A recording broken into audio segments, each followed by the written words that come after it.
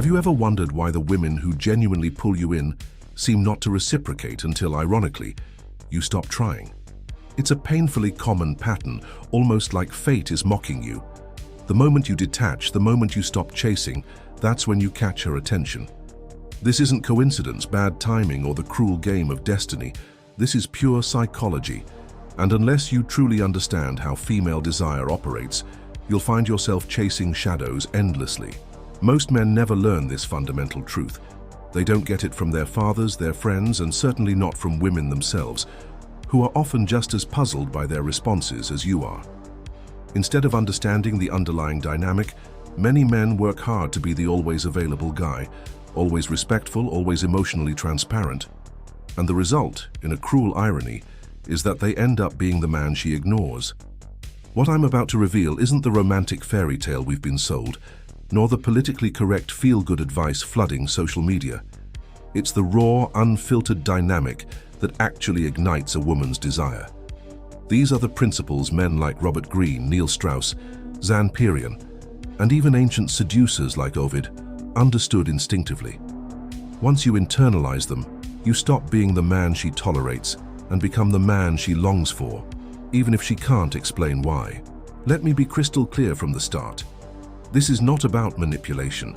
It's about a deep understanding of how attraction truly works beneath the surface. The truth is, female desire is reactive, non-linear. It is not about how much you give, how open you are, or how sweetly you behave. It's about how she feels in your presence, and those feelings are triggered by one thing most men are terrified to cultivate: psychological distance. Here lies the paradox every natural seducer, every man who radiates genuine magnetism understands. The moment you stop needing her to want you, she starts wanting to possess you. And not as a friend or a nice guy, but as a man who awakens something deep, primal and chaotic inside her, something she may not even want to admit. But to operate at that level, you must unlearn most of what you've been taught. You must understand why seeking validation weakens you, why constant attention makes you invisible, and why emotional availability, when given too soon, kills attraction. You must become the man who doesn't chase, because he knows he is the prize. When you master that energy, when you embody it, she doesn't just want you, she yearns for you. Let's begin with a brutally honest truth. Most men operate from scarcity, not because they lack options, but because they have no control over their own desire. They need a reply, they need attention, they need reciprocity. That emotional hunger bleeds into every word they say and every move they make. That's why their compliments sound desperate. That's why their texts go unanswered. That's why they're forever stuck in the almost stage. But the man who truly triggers desire doesn't ask for attention. He commands it, not with words, but with energy. He knows how to create what the great seducers called emotional contrast. He gives a woman just enough to pull her forward, but not enough to fully satisfy her curiosity. And that's the first shift you must make. Move from being the man who gives everything up front to the man who offers uncertainty. Uncertainty is the oxygen of attraction. When she doesn't know what you'll do next, she's thinking about you. When she can't predict your next move, she watches you more closely. When she feels your presence, then your absence, then your silence, she starts to feel. And once you spark those emotions, desire becomes inevitable. Think about it. The most desired men aren't necessarily the most handsome, the richest, or the most charming. They're the most illegible. They're the ones who create emotional imbalance in her. And that imbalance, that tension, is the seed of sexual polarity.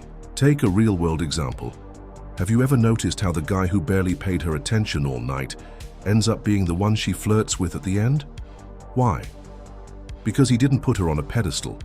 He made her earn his attention. In doing so, he inverted the dynamic. She became the one proving herself. That's what I'm going to teach you, how to flip the polarity, how to shift from being the man chasing her validation to the man she tries to impress, from being emotionally available too early to mastering the seductive power of selective absence, from predictable to unforgettable. This is the psychology of reactive desire. And when you master it, not through manipulation, but through inner mastery, you realize something powerful. You never needed to convince her to like you. You only needed to become the man she cannot ignore. So if you're ready to discard everything you thought you knew about attracting a woman and learn the real reason she doesn't want you yet, stay with me, because the shift starts now. There's something you need to grasp about female psychology, hardwired through evolution, not trends or dating apps. It's this: women are drawn to tension far more than to comfort. I don't mean conflict or toxicity. I mean that living, electric uncertainty, the emotional tightrope between "does he want me?" and "why can't I stop thinking about him?" That's where attraction lives. It does not live in constant availability, long vulnerable paragraphs, or good morning texts. It lives in how unpredictable you are to her emotional system. Most men believe consistency builds attraction. They think if they just keep showing up, reminding her how much they like her, proving their loyalty, eventually she'll feel the same. Here's the uncomfortable truth. If she knows exactly what you'll do next, she stops feeling. And when she stops feeling, desire dies. This is why women fall headlong for men who are emotionally elusive. Not because they want to be hurt, but because unpredictability activates the brain's reward system. She feels alive trying to figure you out. When a woman doesn't know where she stands with you, her mind starts writing stories. She imagines versions of you. She romanticizes your silences. She interprets your pauses as meaningful. She projects her fantasies onto your mystery. As writers like Mark Manson point out, our minds latch onto what's emotionally unresolved. It gives the brain something to solve. And a woman's desire is born precisely in that space, when her mind doesn't have all the answers. Let me draw a crucial line here. Unpredictable does not mean chaotic or toxic. It means deliberately emotionally unavailable at times, not to hurt her, but to let tension breathe. It means you do not give everything at once, because you understand the value of space. The men women fantasize about are never the ones who hand over full closure. They're the ones who leave a mark, not by saying the perfect words, but by making her feel something that didn't resolve instantly. This is why the man who disappears for a few days and then reappears calm and unbothered can occupy her thoughts more than the man who texts non-stop. Because that emotional rhythm, distance and presence, silence and intensity, keeps her engaged. And that's the second principle. You create desire not by being constantly available, but by being present and absent in a rhythm she cannot predict. Let me show you how this looks in practice. Imagine you meet a woman and there's a spark. Most men, sensing that spark, lean in hard. They overtext, overshare, start planning, offer emotional intimacy before she's earned it. In doing so, they crush polarity because they move faster than she feels. They don't allow her imagination to catch up. The man who understands seduction does the opposite. He mirrors her pace. He offers enough presence to awaken her interest, then withdraws without apology or explanation, not as a tactic, but because his life is already full, because he doesn't need her to feel complete, because he respects how desire naturally builds. That distance, that gap between contacts, is where her questions begin. It's where her mind starts attaching emotion to your absence. And if she's investing emotionally during your silence, you've already won. She's no longer analyzing logically, she's responding emotionally. And emotion, not logic, drives desire. This is what artists of mystery like Zan Perian call the power of invitation. You don't chase, you don't push. You invite her into your world, but only if she leans in first. And if she doesn't, you don't lean harder, you step back completely. Because the man who triggers real desire is the man she feels she could lose. Here's the third layer of this psychology. Desire doesn't grow in comfort, it grows in fear. Not fear of you, fear of losing you. Fear that you might be drifting away. Fear that you aren't as emotionally invested as she assumed. When that fear is present, even subtly, her emotional system lights up.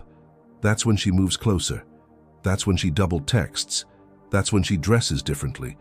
That's when she repeats something you said in passing as if it meant more. Because you've shifted the frame. She's no longer evaluating you, she's trying to win you. None of this is possible if you keep operating like the average guy, seeking reassurance, needing validation, texting just to keep her interested. That energy is repellent. It says, I don't believe I'm enough without your approval. And desire dies the instant you hand over that power.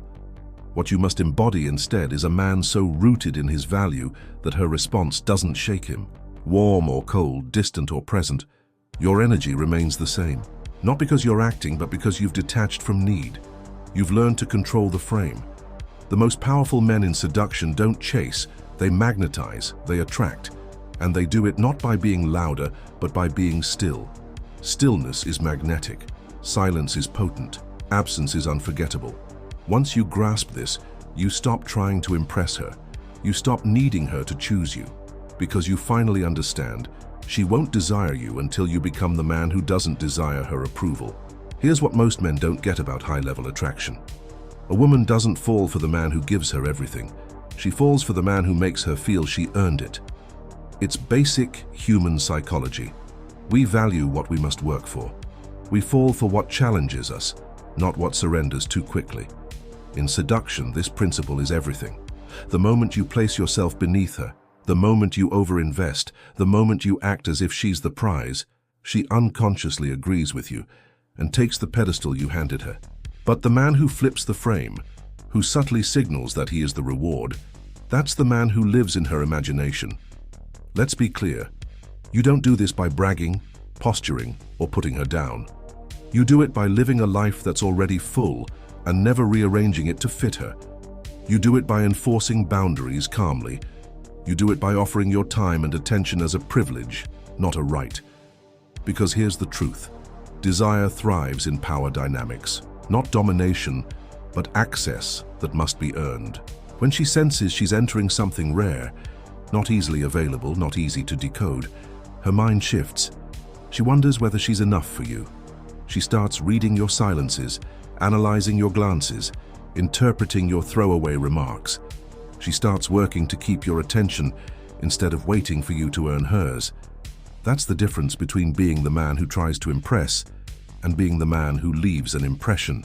Many guys think they're being confident when they compliment her every chance they get, dump their emotional baggage too soon, or tell her you're different before she's proved anything. What they're really doing is handing over power. No matter how pure the intention, that kills desire. Now compare that with the man who withholds praise until it means something, who watches more than he speaks, who lets her show her cards before he reveals his. That man generates a mystic pull, not because he's trying to be mysterious, but because he values his attention. A woman doesn't just want to feel chosen. She wants to feel she had to become something to be chosen. That's where the magic is. That's where the game flips. Robert Greene calls it strategic withdrawal. You draw her in with your presence, then step away just long enough for her to crave you again. You open a window into your emotional world, but only briefly. You never allow the sense of full access. Full access breeds familiarity, and familiarity kills erotic charge. Here's something most men never consider. Erotic tension is born from the unknown, from space, from the edges of intimacy, not from total immersion. It's the same reason fantasies often hit harder than reality. In a fantasy, you fill in the blanks. Your imagination runs wild. That's exactly what you want to provoke in her. You want her wondering who you're texting, wondering where your mind goes when you glance away. Sensing there's a private world inside you she's not yet fully invited into. Right there, in that gap is where she begins to invest, because now it's personal. Now there's something to prove. And when a woman begins proving herself to you without being asked, you've unlocked the deepest form of attraction. It's no longer about what you do, it's about who you are inside her emotional ecosystem. Let me tell you what destroys all of this. Neediness, over-explaining, seeking reassurance, trying to accelerate connection. That's the modern sickness of men who were never taught to sit inside their own gravity. You don't win by being nice. You don't win by being better than her ex. You win by becoming a category of man she hasn't encountered before. Calm, self-contained, and unbothered. Not emotionally cold, not distant, simply sovereign. That's what stirs the storm inside her. Not your compliments, not your looks, not your resume, but your emotional posture. When she senses she can't fully possess you, when she realizes you don't need her approval, when she sees your world doesn't bend to her moods, that's when she starts craving your presence like a drug. No amount of logic can shut that off. She doesn't desire you until she feels you don't need her, until you stop performing, until you stop trying to impress, until your silence speaks louder than your words. That's the frame you must live in, not only around her, but everywhere. Because this isn't about pretending, it's about becoming. Becoming so complete within yourself that a woman doesn't just want to be with you, she wants to be chosen by you. She wants to earn her place beside you. Not because you're above her, but because you've built a life, an energy, and a presence that commands respect. That's when she starts chasing, not the idea of you, but the experience of being near you. There comes a moment when everything changes.